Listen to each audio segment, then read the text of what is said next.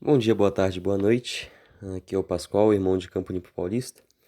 E o tema é o alicerce sólido e o episódio de hoje é Ações de um Novo Pecador. Bom, por mais que possa parecer estranho aos seus ouvidos, ações de um novo pecador, eu sou um novo pecador, seria errado você afirmar que você não peca mais mesmo após ter sido batizado no nome de Cristo.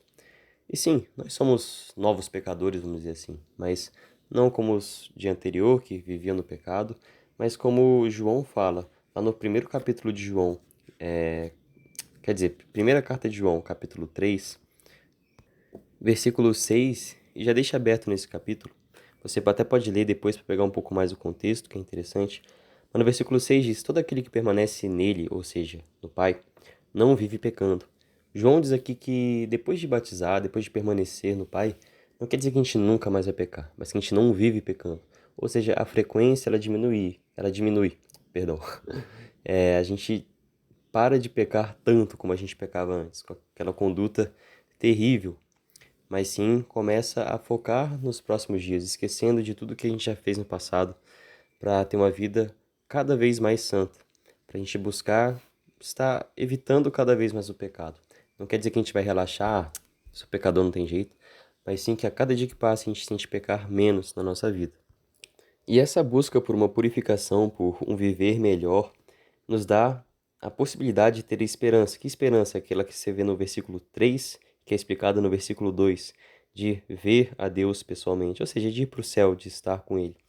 Mas isso graças a Cristo, que foi o nosso advogado, que veio aqui na terra, passou pelas humilhações para que a gente morresse pela gente e a gente tivesse essa possibilidade de ser salvos e estar com o Pai. E como diz no versículo 1 desse capítulo também, vede que grande amor nos tem concedido o Pai, a ponto de sermos chamados filhos de Deus.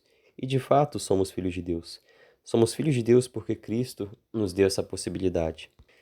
E eu acho que isso deve gerar na gente, no mínimo, uma gratidão, né? Fora a nossa necessidade de permanecer sendo filhos de Deus, né? Conforme os seus mandamentos, obedecendo o que Deus nos pede. Porque a gente pode se batizar, mas se a gente deixa de ser filho de Deus, se a gente deixa de obedecer ao Pai, a gente acaba perdendo também o galardão que nos foi proposto quando nós fomos batizados.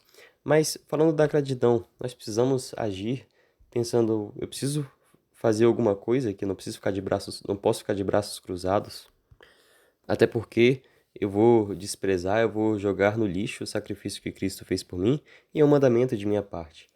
Agora, o que eu devo fazer então para servir a Deus? Quais ações que um novo pecador, que uma pessoa regenerada com uma esperança agora, que é chamada filha de Deus, tem que fazer? Que ação eu devo fazer, que eu devo praticar?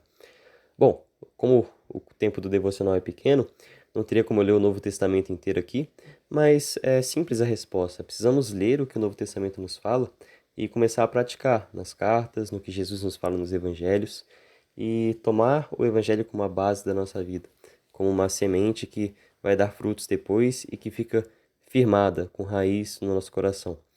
Mas, obviamente, eu não queria sair daqui com nada para oferecer, além de fato, ser essa solução, a gente está se alimentando da palavra e colocando as coisas em prática. Mas eu queria refletir, por exemplo, no que Paulo diz lá em Efésios 5. Abram lá em Efésios 5. É um capítulo muito interessante, porque é um capítulo que fala assim: olha, vocês tinham esse tipo de conduta anteriormente, mas Cristo veio até a terra para salvar vocês do pecado, então vocês devem agir dessa outra maneira.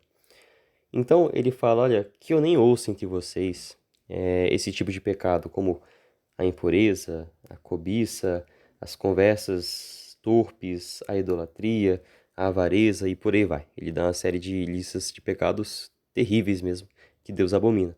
Ou seja, a gente tem que deixar essas coisas de lado, os pecados que antes eram comuns, para viver com outro tipo de conduta. Então ele vai continuar falando no versículo 7: Não sejam participantes com eles, não sejam cúmplices nas obras infrutíferas das trevas, porém reprovai-as. Versículo 11. No versículo 15: Vede prudentemente como andais, não como necios, mas como sábios. Versículo 17: Não vos torneis insensatos, mas procurai compreender qual é a vontade do Senhor. Não se embriaguem com vinho, enchem do Espírito Santo, falem com salmos, entoem louvores, se sujeitem uns aos outros. E eu pulei um aqui de propósito, que é do versículo 16: Remindo o tempo, porque os dias são maus. queria que a gente refletisse brevemente sobre isso. Os dias foram maus no passado, depois de que Adão e Eva pecaram. Os dias são maus hoje, podemos concordar com isso. O pecado continua com uma ênfase, com bastante quantidade aqui nas pessoas. O mundo jaz no maligno, como também a gente vê na Bíblia. E os dias vão ser maus até Cristo voltar. A gente sabe que não tem cura, a não ser a gente poder conservar minimamente, salvando algumas almas sendo o sal do mundo. Mas, pelo fato dos dias serem maus, do mundo ser mau, a gente precisa aprender a remir o nosso tempo, a fazer diferente do que o mundo faz. Ou seja, remir o tempo é aproveitar o tempo, usar bem o nosso tempo. Que a gente possa estar usando o nosso tempo para estar louvando, estudando, estando com os irmãos, ajudando, amando ao próximo. E também a gente não pode, a gente pode ter lazeres também, mas que seja para a honra e glória do Senhor.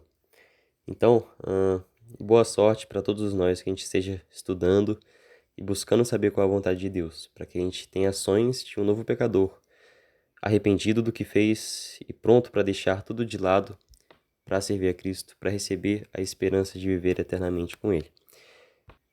Que todos nós nos possamos ajudar com essa busca e com essa batalha aqui nessa terra.